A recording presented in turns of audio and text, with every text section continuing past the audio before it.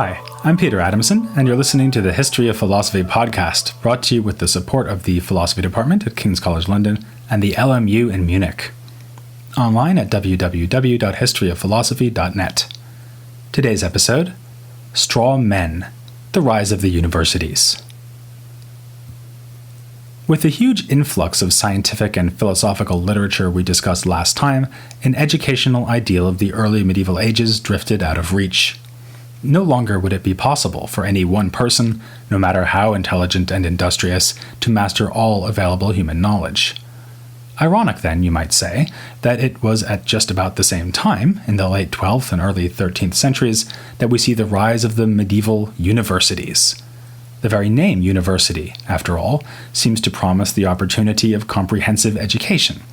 It is a place where you can study all things. But as it turns out, that is not what the medieval word meant. The term universitas had nothing to do with universal knowledge, nor for that matter did it refer to a place. This is not to say that the medieval university had nothing in common with our modern-day institutions. To the contrary, a list of the customs and practices that still survive from medieval universities could include the wearing of academic gowns, the division of teaching staff into faculties and of teaching sessions into lectures and seminars, the observing of summer holidays, the provision of student housing, the hazing of first-year students, examinations, endowed chairs, the awarding of bachelor's and master's degrees, and such administrative terms as chancellor and rector. Also, medieval university students drank a lot. Yet the fact that we still use the word university can be misleading. Originally, universitas just meant a group of people who banded together for collective action. It was applied to many such groups, not only scholarly ones. So when the medievals called these scholars at Bologna, Paris, or Oxford a universitas, it was because those scholars had joined forces, at first to seek informal protection of their interests from the church or secular governments, and then later to seek recognition as legal entities. It was only much later that these groups acquired buildings for teaching. Typically, masters would instruct their students in private rooms, such a room being called a scola, or school. At the University of Paris, many of these rooms were on the Street of Straw, so called because the students sat on bundles of straw during class. Instruction in these schools had already been the practice for generations, which is why we've been talking about scholastics, schoolmen, and so on, as we've looked at the 12th century. What changed with the universities is that the students and masters came together to form politically and economically powerful blocs. This enabled them to win the support of kings, bishops, and popes, and also to annoy those same authorities with their demands, unlawful behavior, and alarming independence of mind. In this sense, the universities were simply a development out of the schools of the preceding generations. But the difference was more than one of size. Up through the 12th century, there had been two major institutional contexts for philosophy, the monastery and the school. In a monastery, the emphasis was on personal moral development, and the philosophical teaching that went on was part of a pastoral relationship between master and student. Hence the intensely personal, intimate flavor of works by monastic thinkers like Anselm. The schools were instead places of professional expertise in the liberal arts, driven in part by competition between masters who sought to draw fee-paying students. It's in that context that we must understand the bitterness between Peter Abelard and William of Champeaux, for instance. Intellectually, their feud was about the status of universals, but personally, it was about who could claim the status of sharpest mind in Paris. It's also usual to see Bernard of Clairvaux's attempt to bring Abelard and later Gilbert of Poitiers to heel as a manifestation of tension between these two institutional settings. Bernard represented the monastic ethos and wanted to subdue the creeping secularism and arrogance of the upstart schoolmen. One might take the emergence of the universities as a clear victory for Team Abelard, but in fact they sought to preserve the moral framework of monastic life alongside the liberal arts curriculum. Such moral traits as discipline and modesty were considered as important for the student as the knowledge they would acquire. In theory, at least, such moral features were even considered in the process of awarding degrees. Student instruction also continued to have a religious setting. Admittedly, most of the dozens of universities that sprang up around Europe in the Middle Ages did concentrate on the liberal arts and the disciplines of medicine and law. But the two universities that were most important in the history of philosophy were Oxford and, above all, Paris. At both, theology was the culminating discipline of the university, with the arts treated as a more basic preparatory level of study. Bonaventure, one of the greatest professors at Paris, remarked that the arts were like the foundation of a house, medicine and law like the house's walls, and theology like the roof at the top. Another difference between the universities and the earlier schools was simply the higher degree of organization implied by the term universitas. Such practices as the wearing of specific clothing, those academic gowns, and the use of official seals on documents were outward manifestations of the corporate nature of the university. Not all the universities had the same kind of organizational structure, though. There were many differences of detail from one university to the next, but the main contrast is between the arrangements at Paris and at Bologna, whose size, fame, and early foundation made them the two models that others would follow. Bologna came along first, having emerged as a major center for law already in the 12th century. The University of Paris can be roughly dated to the turn of the 13th century. It would be associated above all with theology, carrying on the tradition of the great Parisian theologians among the schoolmen at St. Victor and in nearby Chartres. So it's no coincidence that it was Bologna that gave us Gratian and Paris that gave us Peter Lombard. Beyond this intellectual difference, there was a contrast of constituency. Bologna was really a corporation founded by students. For them, the university was a way to improve their bargaining position against their own masters. Collective action meant they could force masters to, for example, pay a fine if a lecture was missed, started late, or taught inadequately. The Bolognese students would have loved the Rate My Professor website. By contrast, the Paris model, which was adopted also at Oxford, had the masters joining together as a university to offer a program of studies to young students. And I do mean young. Scholars would begin their studies at the Faculty of Arts at the tender age of 14. The majority of them would never even attain a degree, satisfying themselves with a basic grounding that could launch them on their further careers. This is another important contrast between medieval universities and the ones we know. These great centers of learning were to a large extent offering what we would think of as a high school education. The fact that most of the students were teenagers helps to explain why they were so strong-willed and, to be frank, badly behaved. They were scholars, but they weren't necessarily gentlemen.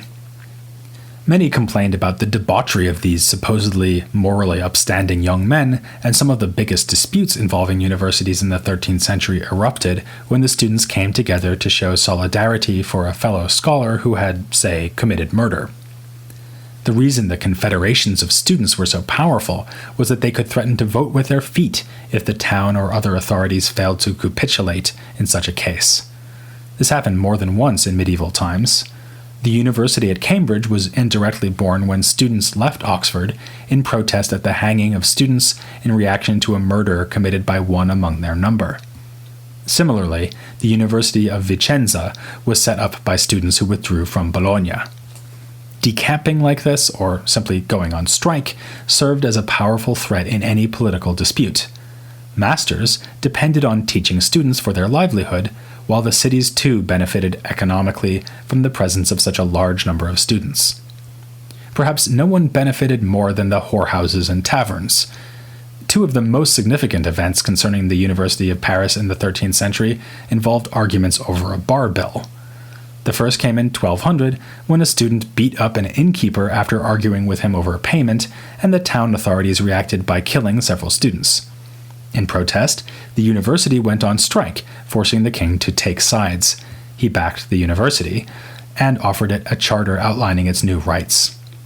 Medieval universities didn't have sports teams, but they went in for rematches nonetheless. Almost 30 years later, another dispute over a bill led to riots, another police intervention, and then a strike of no fewer than 3 years, which ended when the authorities once again gave in to student demands. Students didn't actually have to open negotiations over their rights by beating up innkeepers, though. Bologna had been given royal backing much earlier, when a more peaceful appeal to Frederick Barbarossa led to his placing the scholars there under his protection in 1158. However the rights were acquired, to be a student at these major institutions of learning was to enjoy a significant degree of legal protection. In Paris, a university student could only be arrested if he was caught in the very act of committing homicide, adultery, rape, or at the scene of bloodshed with a club, rock, or weapon. Amidst all this murder, rioting, whoring, and political brinksmanship, the universities did manage to put on a few classes. So what was the medieval version of the student experience, as today's institutions like to put it? The first thing to realize is that each student had a relationship with one particular master. In fact, in Paris it was laid down that no one could be considered a student without such a relationship. To matriculate was to be entered into the list of students attached to that master. This was a matter of legal importance, since it was how each student secured access to the rights that the university had managed to win for itself. Having matriculated, the student would be instructed by the arts faculty for the rest of his teenage years. The first degree he could attain would be the bachelor's, or baccalaureus. Despite attempts to suggest that this term came into Latin from the Arabic-speaking world, it seems to be of older provenance and to refer originally to a wreath worn on the head of an initiate.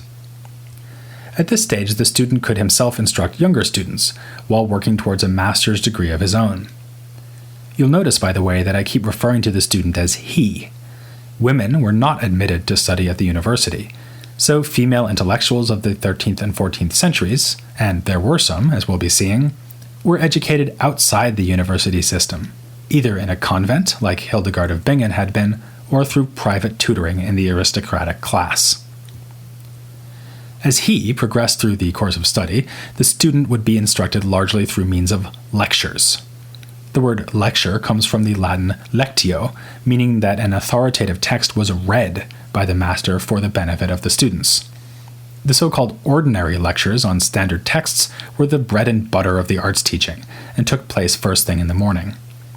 Masters could also read texts outside the usual curriculum in extraordinary lectures.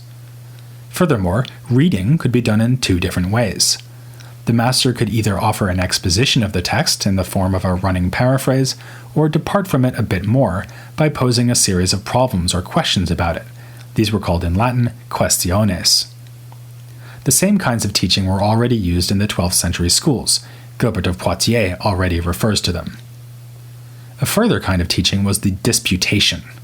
This was an event where two, hopefully well-prepared students would argue on either side of a point, with the master coming in at the end to adjudicate the issue. The most freewheeling kind of teaching at the university would have been the quodlibetal disputation, the word quodlibet meaning anything you like. Here the idea was that the audience could raise any question for debate, with the master again giving an answer in conclusion. Occasionally, though not usually, the questions raised were intentionally trivial or silly. If a person is born with two heads, for instance, should he be baptized once or twice? This is one of the practices that was mocked by later critics of scholasticism, who liked to depict the activities of the university as strictly authority-bound and mired in absurd minutiae. But in fact, all these modes of teaching gave the masters opportunities to put forward new, and sometimes even daring, ideas. This could be true even with the ordinary lecture taught as straightforward exposition, but is more obvious with the other types of teaching. Even standard texts could serve as a jumping-off point for innovative philosophical ideas when lectures were put in the form of questions. A good example would be Duns Scotus's pioneering metaphysical theories, which were advanced in lectures on that standby of the theology curriculum, Peter Lombard's Sentences. In the context of an extraordinary lecture, meanwhile, masters were by definition traveling off the beaten path in terms of their choice of material. Then there were the disputed questions, which are worth dwelling on in a bit more detail. Textual reports of a disputed question will include the cases put for and against a given proposition, followed by the master's response and then replies to the initial arguments pro and contra. Often, the master would answer the question at hand, not with a flat yes or no, but by showing the true solution to be rather more subtle. The arguments on both sides might invoke a wide range of authorities. everyone from Aristotle to Augustine to Avicenna, and maybe even occasionally an author whose name didn't start with an A, Isidore of Seville, perhaps. The upshot was that a series of disputed questions on a given topic could provide an evaluation of the whole history of ideas on that topic, along with nuanced attempts to reconcile the different authoritative views and original positions staked out by means of finely drawn distinctions. Good examples of the genre are Aquinas' disputed questions on truth and on evil. Here, we see the full flowering of the dialectical seeds planted by Abelard in his Sic et Non, and then by Gratian and Peter Lombard. We can now also see why so many works of medieval philosophy take the form of expositions or disputed questions. They were simply records of teaching, set down by the master himself or as a report by students who were present. Even writings not grounded in an actual teaching session would often display the same structure, the most famous example being Aquinas' Summa Theologiae. So that's how the students would be taught. The next question is what the students would be taught. And in the 13th century, questions didn't get much more disputed than this one. Certainly some texts were uncontentious.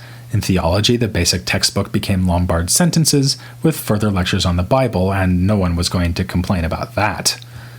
The debates rather concerned the arts faculty syllabus, which provided the reading list for the majority of students who were also the youngest and most impressionable participants of the university. As the name arts faculty implies, the basic structure was at first still the old trivium of grammar, rhetoric, and dialectic. But as the works of Aristotle became available, there were heated debates about which of them should be read. There could be little objection to pursuing the old logic that had already been known before the translation movement, with its works by Aristotle and Boethius. But what about Aristotle's works on natural philosophy and his metaphysics? These were full of problematic teachings.